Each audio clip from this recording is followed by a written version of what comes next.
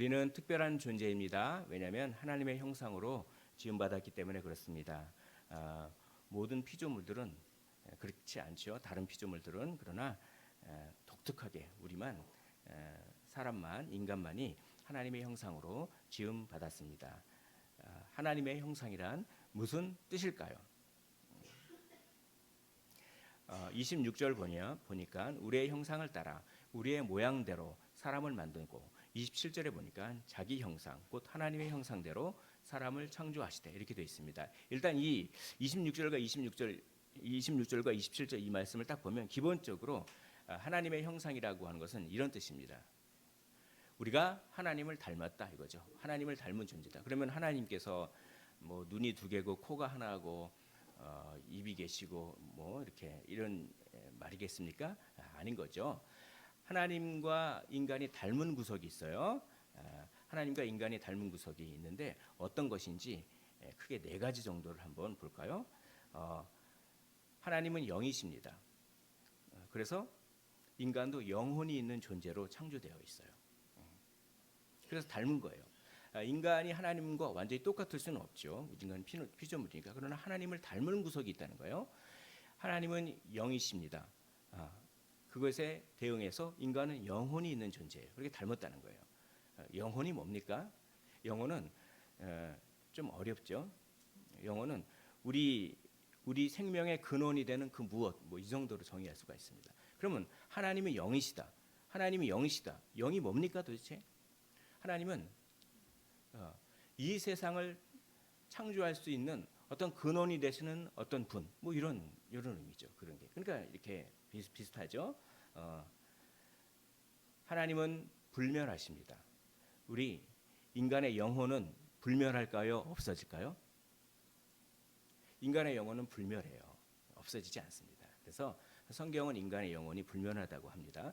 우리 몸은 썩어지지만 그렇죠? 인간의 영혼은 불멸한 존재로 이렇게 창조되었어요. 그러니까 불멸성도 사실 닮은 거죠. 그렇습니다.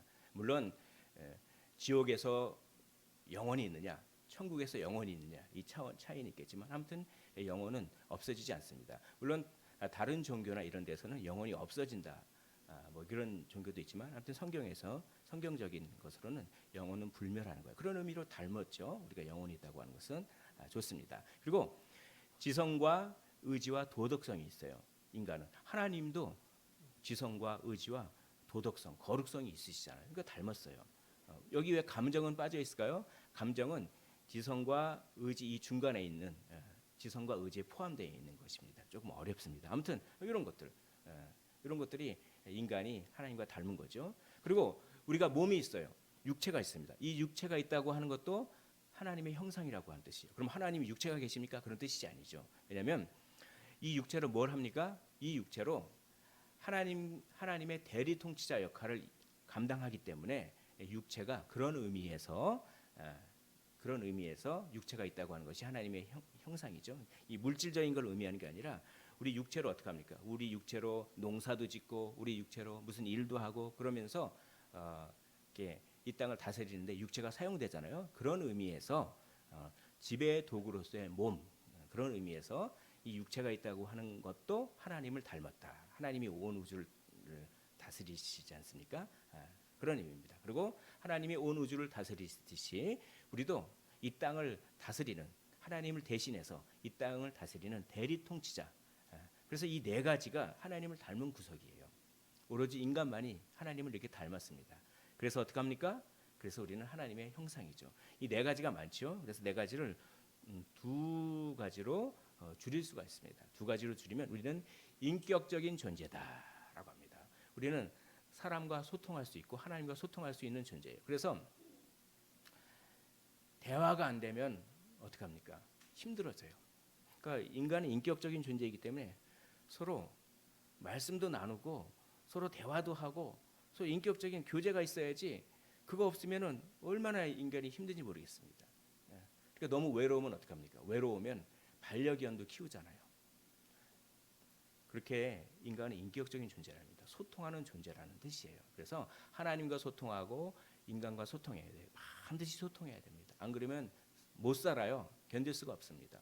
외로움만큼 힘든 게 없습니다. 그리고 마음과 마음이 소통되지 않는 것만큼 힘든 것이 없어요. 그것은 무엇입니까? 우리가 인격적인 존재이기 때문에 그렇습니다.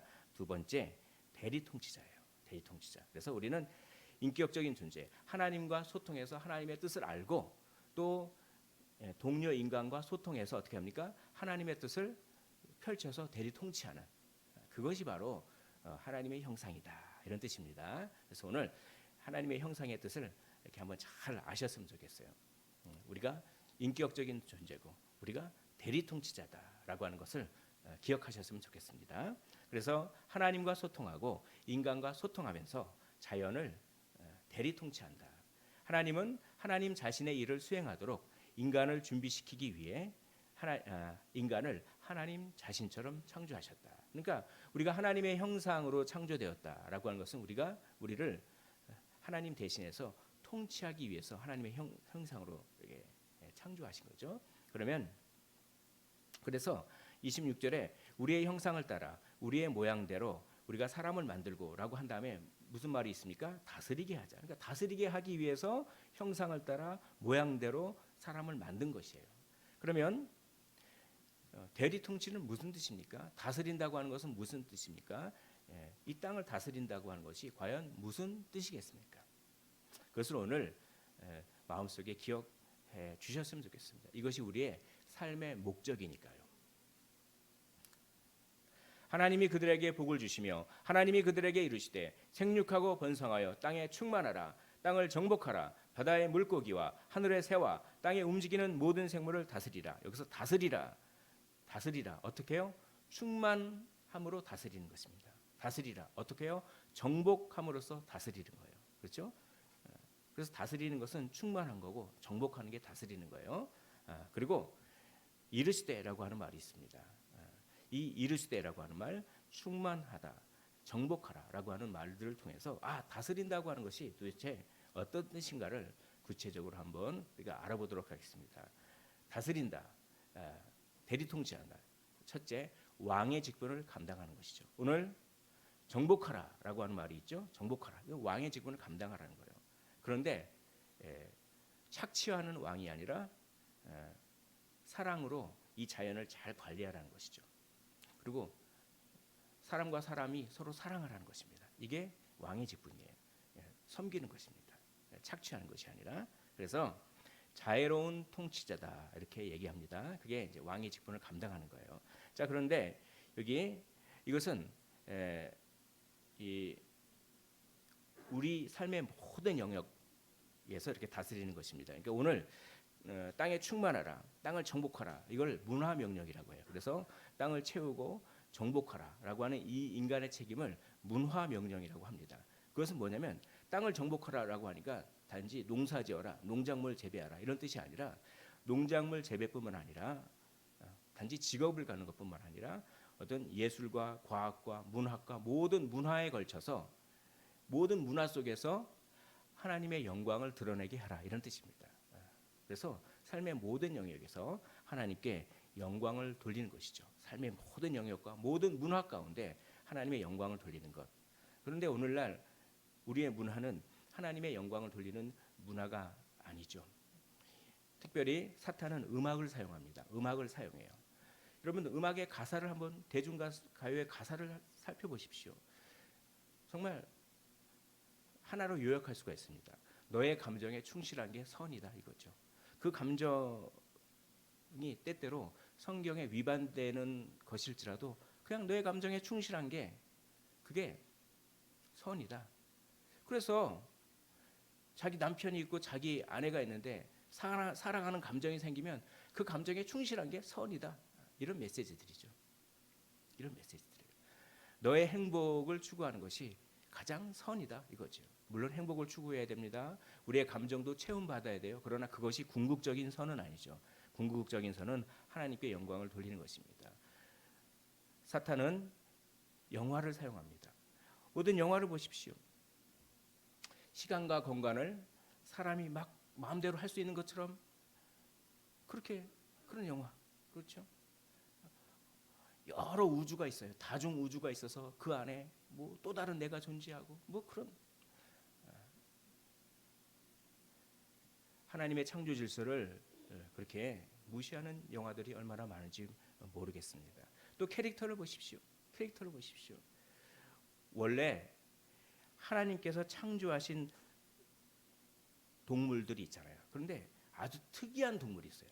머리는 사자고 몸은 몸은 뭐 다른 동물이고 막 그러면서 근데 그걸 캐릭터 해가지고 그게 막 좀 뭡니까 귀엽게 보이죠. 심지어는 귀신도 캐릭터 해가지고 귀신이 귀여워요. 원래 인간은 귀신을 보면은 어떻게 됩니까? 거리껴야지 맞는 반응이에요. 근데 요즘은 귀신을 아주 캐릭터화해가지고 뭡니까? 아주 귀엽게 만들었어요. 그래서 귀신은 귀여운 거다. 이건 다 사탄의 속임수죠. 네가 우주의 중심이다. 깜짝 놀랐습니다. 정말 어떤 아이돌 그룹의 노래를 보니까 네가 우주의 중심이야 라고 하는 가사를 서슴지 않고 막 불러대는, 그게 너무나 좋아서 수백만 명의 사람들이 그걸 따라 부르고 있는, 우리는 분별해야 되죠. 그게 오늘날에 우리가 왕으로서의 역할을 다 하는 것입니다. 우리의 왕으로서의 역할을 하는 것은 모든 삶의 영역에서 하나님의 영광이 드러나고 내가 사랑으로 다스리는 거죠. 사랑으로 섬기는 것이죠. 그게 왕의 역할을 하는 것입니다. 그러기 위해서 우리는 영적인 싸움이 필요합니다. 말씀과 기도로 우리는 싸워야 하는 것이죠. 말씀과 기도로 싸우지 않으면 우리는 왕의 직분을 감당하지 않는 것입니다. 삶의 모든 영역에서 하나님께 영광을 돌리기 위해 영적인 싸움을 싸우고 계십니까? 세상의 문화를 분별하고 대항하고 계십니까? 이제 이것이 우리가 왕의 직분을 감당하라, 하나님의 형상으로서 그런 의미입니다.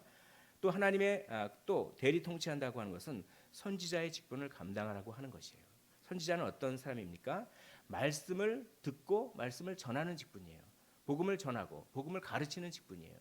그래서 언어가 중요합니다. 언어가 오늘 하나님이 그들에게 복을 주시며 하나님이 그들에게 이르시되, 이게 굉장히 그 사람을 만들자마자 사람이 경험한 것은 무엇입니까? 언어적인 경험을 맨 처음에 했어요. 사람을 만들자마자 들었잖아요. 하나님의 말씀을 귀로 들었잖아요. 하나님이 그들에게 이르시되 생육하고 번성하고 땅에 충만하라, 땅을 정복하라, 바다의 물고기와 하늘의 새와 땅에 움직이는 모든 생물을 다스리라. 이 말을 들었잖아요. 그러니까 사람이 창조된 다음에 가장 먼저 한 경험이 듣는 경험을 했습니다. 언어적인 경험을 했어요. 그래서 언어가 그렇게 중요해요. 말이 그렇게 중요하다는 것입니다. 말이 그렇게 중요해요. 인간은 하나님의 언어, 즉 하나님의 말씀을 동료 인간과 이 세상에 전달하는 그런 존재입니다. 이게 선지자 직분이에요. 인간의 첫 번째 경험은 언어적인 경험이었습니다. 즉 하나님의 말씀을 듣는 것이었습니다. 처음으로 주어진 임무가 무엇입니까? 동물의 이름을 짓는 언어적인 임무를 처음으로 하나님께서 임무를 미션을 주셨죠. 그래서 창세기 2장 19절에 보니까 여호와 하나님이 흙으로 각종 들짐승과 공중의 각종 새를 지으시고 아담이 무엇이라고 부르나 보시려고 그것들을 그에게로 이끌어 가시니 아담이 각 생물을 부르는 것이 곧 그 이름이 되었더라. 뭡니까? 이름 짓는 사명을 줘요. 맨 처음에 이게 뭡니까? 언어적인 사명이 그렇게 중요하다는 거예요. 이게 선지자적인 직분을 말하는 거예요. 우리도 하나님의 말씀을 듣고 하나님의 말씀을 전해야 돼요. 이게 우리 하나님의 형상으로서의 삶인 것이죠. 선지자로서의 삶. 그렇기 때문에 하나님의 형상으로서 선지자의 역할을 감당해야 되기 때문에 우리의 언어 생활은 매우 중요합니다. 야고보서 3장 2절 우리가 다 실수가 많으니 만일 말에 실수가 없는 자라면 곧 온전한 사람이라. 말 실수하지 않으면 곧 온전한 사람이라고 할 정도로 말이 그렇게 실수하기가 쉽다는 거예요. 왜입니까? 말은 그 사람의 마음입니다. 마음속에 가득한 것이 입으로 나오느니라. 우리 주님이 말씀하셨죠. 그 사람의 말은 곧 그 사람의 마음이에요. 그러므로 말에 실수가 없으면 마음에도 실수가 없는 것이죠. 그러므로 말이 그렇게 중요하다는 것입니다. 야고보서 3장 3절에 보니까 우리가 말들의 입에 재갈을 물리는 것은 그 온 몸을 제어하는 것이라. 말을 제어할 수 있으면 온 몸을 제어하는 것과 동일할 정도로 말을 제어하기가 그렇게 힘들다고 하는 거예요. 불가능하죠.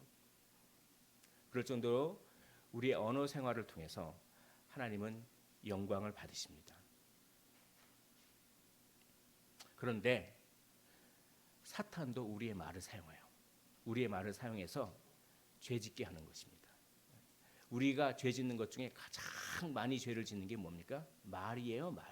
그래서 바벨탑 사건도 어떻게 됩니까? 서로 언어가 통하니까 그냥 공통 언어를 쓰다 보니까 서로 그냥 어떻게 하면 죄질 계획 막 세우고 그러니까 언어를 혼잡하게 하시잖아요. 말이 그렇게 무섭다는 거예요. 그래서 창세기 11장 6절에 보니까 여호와께서 이르시되 이 무리가 한 족속이요 언어도 하나이므로 이같이 시작하였으니 이후로는 그 하고자 하는 일을 막을 수 없으리라 하면서 언어는 너무나 강력한 능력이기 때문에 공통 언어로 인해 죄가 만연하게 됐기 때문에 언어를 그냥 흐트러뜨리는 그렇죠. 진짜 이 바벨탑 이것만 안 아니었으면은 그렇습니다. 우리가 뭐 영어 배울 필요도 없고 뭐 그럴 텐데요. 아무튼 이 언어라고 하는 것은 그렇게 아주 사탄이 사용하는 도구입니다. 반대로 언어는 성령이 사용하십니다. 내가 무슨 말을 하는가 그것을 통해서 내가 하나님께 영광을 돌리는가 아니면 내가 사탄의 도구로 사용되는가 둘 중에 하나인 것입니다. 우리는 선지자입니다. 우리는 하나님의 형상입니다. 우리는 우리의 말로써 하나님께 영광을 돌려야 되는 것이죠. 그들의 목구멍은 열린 무덤이요. 이건 뭡니까? 얼마나 죄가 많든지 말을 잘못하든지 우리가 말하려고 입을 열자마자 바로 시체 썩는 냄새가 난다는 거예요. 후각적 이미지를 사용합니다. 그 혀로는 속임을 일삼으며 이 혀는 뱀의 혀를 의미해요. 뱀이 막 뭡니까? 사도 바울은 뱀을 잘 알았던 것 같아요. 왜냐하면 막 그냥 이렇게 전도하다 보면 뱀도 많이 만났던 것 같아요. 실제로 독사에게 물리기도 하죠. 독사에게 물렸는데 뭐 멀쩡하잖아요. 툭 쳐버리잖아요. 그게 나오잖아요. 성경에 뱀이 뭡니까? 이렇게 이 혀를 낼름낼름 하는 건 뭡니까? 속이는 거예요. 교란시키는 거예요. 막 정신을 막 그냥 그러니까 그 혀로는 속임을 일삼으며 마치 뱀의 혀가 낼름낼름 하면서 먹이를 교란시키듯이 우리가 혀로 아주 이렇게 사람을 잘 속인다는 거예요. 그리고 뱀이 탁 물듯이 우리의 입술에는 독사의 독이 있고 그 입에는 저주와 악독이 가득하고 상처 주는 말을 많이 하지 않습니까? 우리가 우리의 말로 우리는 심판을 받는다. 우리 주님이 말씀하시죠. 마태복음 12장에 사람이 무슨 무익한 말을 하든지 심판 날에 이에 대하여 신문을 받으리니 내 말로 의롭다함을 받고 내 말로 정죄함을 받으리라라고 합니다. 네가 한 말을 그대로 기억했다가 네가 한 말대로 의롭다함을 받든지 아니면 네가 한 말대로 정죄함을 받든지 둘 중에 하나라고 우리 주님이 이렇게 말씀하셨습니다. 말이 중요합니다. 성경은 종족 구속, 즉 구원이죠. 구원을 입술의 정화나 언어의 정화로 제시합니다. 그러니까 입술이 깨끗하면 구원받은 거예요. 입술이 깨끗하고 우리가 사용하는 언어가 깨끗하다면 그것이 구원받은 것과 동일한 것처럼 여길 정도로 그렇게 입술을 중요시 여긴다고 하는 것입니다. 이사야 선지자는 하나님을 만났습니다. 하나님을 만나자마자 화로다 나요 그랬습니다. 왜 화로다 나요 그랬습니까? 내 입술이 부정한 자로다라고 그렇게 고백하죠. 그러니까 제단에 숯불이 있어요. 제단에 고기를 태우는 숯불이 있죠. 그 아주 뜨거운 숯불을 선사가 가져다가 입술에다 대요. 이사야의 입술에 탁 대요. 그러니까 뭡니까? 이게 소독시키는 거죠. 그래서 이제 너의 죄가 사해졌도다. 스바냐 3장 9절을 보니까 그때 내가 여러 백성의 입술을 깨끗하게 하여 그들이 다 여호와의 이름을 부르며 한 가지로 나를 섬기게 하리니 그때 구원받는 날입니다. 구원받는 날에 무슨 일이 벌어집니까? 여러 백성의 입술을 깨끗하게 하여 구원받는 날은 입술이 깨끗해지는 날입니다. 여러분 하나님이 아주 이뻐하시는 입술, 그러니까 입술 모양이 이쁜 거 이런 거라기보다는 우리 말을 말한 거죠. 하나님이 아주 기뻐하시는 입술, 참 그런 입술 갖기를 참 원합니다. 우리가 방법은 한 가지밖에 없더라고요. 하나님의 말씀으로 우리를 채우는 겁니다. 그러면 하나님의 말씀이 우리 안에 내재돼 있다가 하나님의 말씀이 우리에게 나오는 거예요. 그러나 우리가 막 세상 문화를 막 이것저것 접하고 하면 거기에 있는 세계관들이 내재돼 있다가 툭 나오는 거죠. 뭐 탤런트들이 아니면 그 연예인들이 무슨 장난으로 재미로 험한 말을 하고 욕을 하고 그러면 그게 그냥 나오는 거예요, 본인도. 그게 그렇죠? 우리가 하나님의 말씀을 채워서 선지자의 직분을 잘 감당해야겠습니다. 말의 재능을 통해서 그리고 말과 일치하는 삶을 통해서 복음을 전하고 하나님께 영광 돌리는 문화를 개발하십시오. 우리가 있는 곳에서 우리의 언어 습관 때문에 우리의 공동체가 하나님께 영광을 돌리는 그런 문화가 형성되는, 그게 하나님의 형상의 역할을 하는 것입니다. 그러나 우리는 세상의 말과 세상의 유행어를 따라하지는 않는지요. 우리가 하는 말을 점검해 보기 원합니다. 거짓말, 상처 주는 말, 불평하는 말, 자기 합리화하는 말, 이런 말들을 하기보다는 복음을 전하는 말, 감사와 찬양을 하는 말, 다른 사람들에게 위로와 힘을 주는 말, 덕을 세우는 말을 하는 것이 하나님의 형상, 즉 선지자의 직분을 감당하는 것입니다. 우리는 선지자예요. 선지자입니다. 우리는. 그러므로 선지자는 입술로 사역을 하잖아요. 우리도 입술로 사역하는 거예요. 우리가 입술로 사역을 해야 돼요. 입술로 참 위로하고 사랑을 전하고 복음을 전하고 감사하고 용기를 줘야지. 우리 입술로 어떻게 마귀의 도구가 됩니까? 어떻게 거짓말을 하고 상처를 주고 자기 합리화하고 그럽니까? 하나님의 형상인 우리는 입술로 사역하는 선지자다라고 하는 것을 성경은 이야기하고 있는 것입니다. 그리고 제사장 직분을 감당하는 것이 대리통치자의 일이죠. 제사장은 어떤 사람입니까? 하나님과의 관계를 회복하는 사람이에요. 하나님과의 관계를 유지하는 사람입니다. 그리고 제사장은 하나님의 임재를 추구하는 사람이에요. 우리는 하나님의 임재를 추구해야 돼요. 오늘 본문 말씀 1장 28절 또 노아에게 9장 1절에도 똑같이 얘기했죠. 우리 1장 28절을 화면을 보면서 한번 한 목소리로 읽어보도록 하겠습니다. 시작. 하나님이 그들에게 복을 주시며 하나님이 그들에게 이르시되 생육하고 번성하여 땅에 충만하라. 이게 단지 자녀를 많이 낳아라 이런 뜻이 아닙니다. 이게 얼마나 중요했든지 이제 노아의 홍수로 노아의 가족 빼고는 인류를 다 이렇게 심판하신 이후에 9장 1절에 또 똑같은 말씀을 또 하세요. 노아에게. 하나님이 노아와 그 아들에게 복을 주시며 그들에게 이르시되 생육하고 번성하여 땅에 충만하라. 이게 단지 자녀를 많이 낳아라 그런 의미가 아니라 이거는 바로 이런 의미입니다. 하나님의 임재를 추구하라라고 하는 것입니다. 아니 생육하고 번성해서 자손을 많이 낳아서 땅에 인구가 많이 늘어나게 하는 게 하나님의 임재와 도대체 무슨 상관이 있습니까? 상관이 있어요. 하나님을 경외하는 사람들이 온 땅에 많이 퍼지면 어떻게 되겠습니까? 하나님을 경외하는 사람들이 지구 곳곳 많이 퍼져 있어요. 많이 퍼지게 됐어요. 그러면 어떻게 했습니까? 그 사람들이 자기가 있는 처소에서 뭘 드리겠습니까? 예배를 드릴 거 아닙니까? 또 뭐 하겠습니까? 기도할 거 아닙니까? 예배와 기도를 통해서 하나님의 임재가 가시적으로 드러나는 거예요. 그럼 어떻게 합니까? 하나님의 임재가 지구 곳곳에 가득 차게 되는 것이죠. 그런 의미인 것입니다. 이것은 영적인 자손을 낳아라라고 하는 뜻입니다. 물론 육체적인 자손을 낳아라라고 하는 뜻도 되지만 더 궁극적인 것은 영적인 자손을 낳아라고 하는 것이죠. 하나님이 이 세상을 초월해 계십니다. 그러나 하나님은 이 세상을 초월해 계시지만 이 세상에 임재하십니다. 마찬가지로 아담도 이 세상을 채워야 돼요. 하나님은 안 계신 곳이 없죠.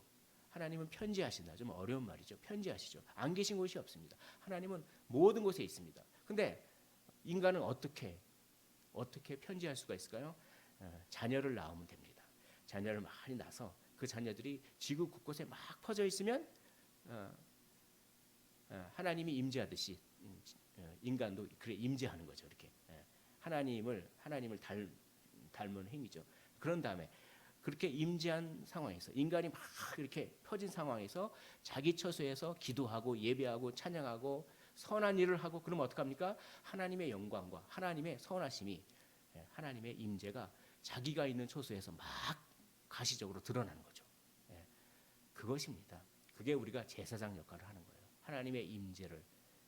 그래서 우리의 예배하는 모습, 우리의 기도하는 모습, 우리가 선한 일을 행하는 모습을 통해서 다른 사람들에게 선한 영향력을 끼치고 그 예수 안 믿는 사람이 예수 믿게 하는 것, 그것이 제사장의 역할을 감당하는 것입니다. 인간은 모든 곳에서, 자기가 있는 모든 곳에서 기도해야 합니다. 하나님을 예배해야 합니다. 자기의 노동을 신성하게 하며, 이건 뭡니까? 돈 벌려고 노동하는 것이 아니라 하나님의 영광을 위하여 일하면 그때 나는 나의 직업을 신성하게 하는 것입니다. 그렇게 하는 거예요. 그래서 하나님의 복을 가져오는 것이죠. 자기가 속해 있는 공동체에. 그리고 다른 사람들을 위해 기도하는 것입니다. 그들을 예배 가운데로 인도하는 것입니다. 그러면 그들이 하나님의 복을 경험하는 거예요. 이게 뭡니까? 우리가 제사장의 역할을 감당하는 것이죠. 나의 기도와 예배 생활은 어떻습니까? 내가 만나는 사람들 중 나는 누구를 위해 기도합니까? 내가 예배로 인도하려는 사람은 누구입니까? 이런 질문들이 우리가 제사장의 역할을 잘 감당하고 있는지에 대한 시금석이 됩니다. 우리는 하나님의 형상입니다. 우리는 제사장의 역할을 잘 감당해야 되겠습니다. 그런데 선악과를 따먹었죠. 선악과를 따먹어서 하나님의 형상이 파괴되고 하나님의 형상을 잃어버렸습니다. 우리는 왕의 역할을 할 수가 없게 돼 있어요. 우리는 사랑으로 섬기지 못합니다. 우리는 왜곡된 왕, 모든 사람들을 나에게 맞추려고 하는, 나의 스타일에 모든 사람들을 맞추려고 하는 왜곡된 왕이 되어버렸습니다. 다른 사람들을 노예로. 그래서 N번방, 그 텔레그램 성착취하는 그 사람, 우연히 영상을 보니까 그 N번방에서 자기가 왕이에요. 그래서 뭐 그냥 그 노예라고 하는 글자를 새기기가 아주 끔찍합니다. 그거 보니까. 네. 그런데 모든 타락한 인간에는 그런 마음이 있어요. 자기가 온 우주의 왕이고 다른 사람들을 노예처럼 부리려고 하는 왕이 있습니다. 우리에게 그런 마음이 있어요. 그게 뭡니까?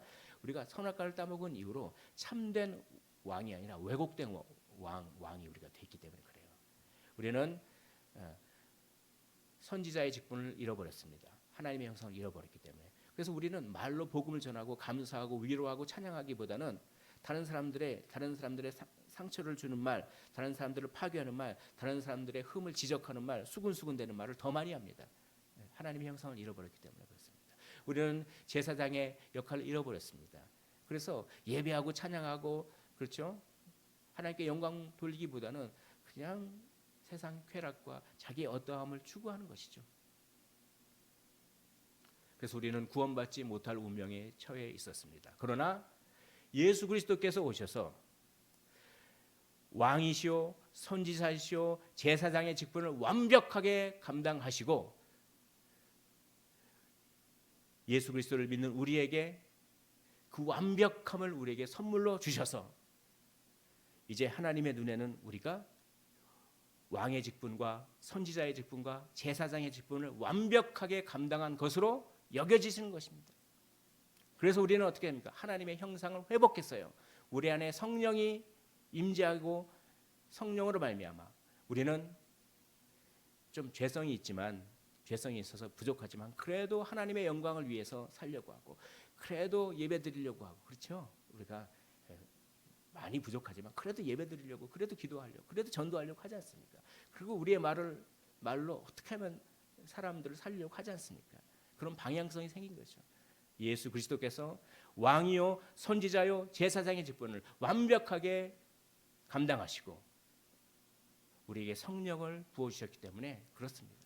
그래서 우리는 이제 하나님의 형상이 회복되었죠. 우리는 하나님과 교제가 단절되었습니다. 그러나 하나님과의 교제가 이제는 열렸습니다. 우리는 하나님과 교제할 수가 있습니다. 그리고 우리는 이제 대리 통치할 수가 있는 것이죠. 복음으로 대리 통치할 수가 있는 것입니다. 예수님은 왕이십니다. 예수님은 세상을 통치하시고 십자가를 통하여 하나님께 영광을 돌리셨고 지금도 돌리고 계십니다. 예수님은 선지자이십니다. 예수님은 자기를 부인하셨습니다. 예수님은 자기 말을 하지 않았습니다. 자기를 주장하지 않으시고 오직 하나님의 말씀만 전하고 가르치셨습니다. 예수님은 하나님의 말씀을 복종하기 위하여 십자가에 죽으시기까지 하나님의 말씀, 하나님의 뜻에 복종하셨습니다. 예수님은 선지자의 역할을 완벽하게 하셨습니다. 예수님은 제사장이십니다. 예수님은 원수되었던 우리와 하나님과의 관계를 회복시키시기 위하여 십자가에 못 박히셨습니다. 자신의 육체로 막힌 담을 허셨습니다. 그래서 우리도 지금 만약에 인간관계에 막힌 담이 있습니까? 그거 헐어야 돼요. 예수님이 허셨기 때문에 우리도 헐어야 됩니다. 먼저 사과하고 먼저 용서를 구하고 그렇게 해야 되는 거죠. 예수님은 항상 기도하셨습니다. 예수님은 십자가에서 영단번이라고 하는 말은 한 번 하지만 그 효과는 영원하다 이런 뜻이죠. 한 번의 제사, 완전한 제사, 완전한 예배, 십자가의 제사, 십자가의 예배를 하나님께 드리셨습니다. 예수님은 제사장이십니다. 그러므로 우리는 예수님께 우리의 삶을 의지할 수 있는 것입니다. 수고하고 무거운 짐진 자들아 다 내게로 오라. 내가 너희를 쉬게 하리라. 내가 너희를 율법의 짐으로부터, 내가 너희를 자존심의 짐으로부터, 내가 너희를 공로주의의 짐으로부터, 내가 너희를 세상 인생의 무거운 짐으로부터 쉬게 하리라. 왜냐하면 예수님은 완벽한 대제사장이시기 때문에 그렇습니다. 우리에게 있는 대제사장은 우리의 연약함을 동정하지 못하실 이가 아니요 모든 일에 우리와 똑같이 시험을 받으신 이로되. 그래서 유혹당하는 우리를 잘 이해하시죠. 죄는 없으시니라. 그러므로 우리는 긍휼하심을 받고 때를 따라 돕는 은혜를 얻기 위하여 은혜의 보좌, 이 예배당이죠. 기도의 골방이죠. 은혜의 보좌 앞에 담대히 나아가서 무엇이든지 구하십시오. 하나님께서 가장 좋은 것으로 채워주실 줄 믿습니다. 다 이루었다. 우리 주님은 왕의 직분이요, 선지자의 직분이요, 제사장의 직분을 다 이루었습니다. 우리 주님에게는 후회라고 하는 단어가 없습니다. 우리는 살면서 후회를 얼마나 많이 합니까? 그때 저거 할 걸, 그때 저거 할 걸. 우리 주님은 후회가 없으셨습니다. 완벽하게 하나님께서 맡기신 사명을 다 이루셨죠. 왕이요, 선지자요, 제사장의 직분을 하나님의 형상을 회복하셨습니다. 아무런 후회가 없으셨습니다. 우리도 후회가 완벽하게는 없을 수는 없지만 후회가 많이 적은 그런 인생을 살았으면 좋겠습니다. 그분이 후회가 없으시게 다 이루심으로 말미암아 우리는 영원한 생명을 얻게 된 것입니다. 말씀을 정리하도록 하겠습니다. 우리는 하나님의 형상입니다. 우리는 하나님과 교제하는 대리 통치자입니다. 오늘 이 시간부로 왕의 직분과 선지자의 직분과 제사장의 직분을 감당하십시오. 어떻게 해요? 세상의 문화를 분별하고 삶의 모든 영역에서 하나님께 영광을 돌리시길 원합니다. 또 하나님이 좋아하시는 입술을 가지시길 원합니다. 또 언제 어디서든지 기도와 예배를 통하여 하나님의 임재를 드러내시기를 주님의 이름으로 축원을 드립니다.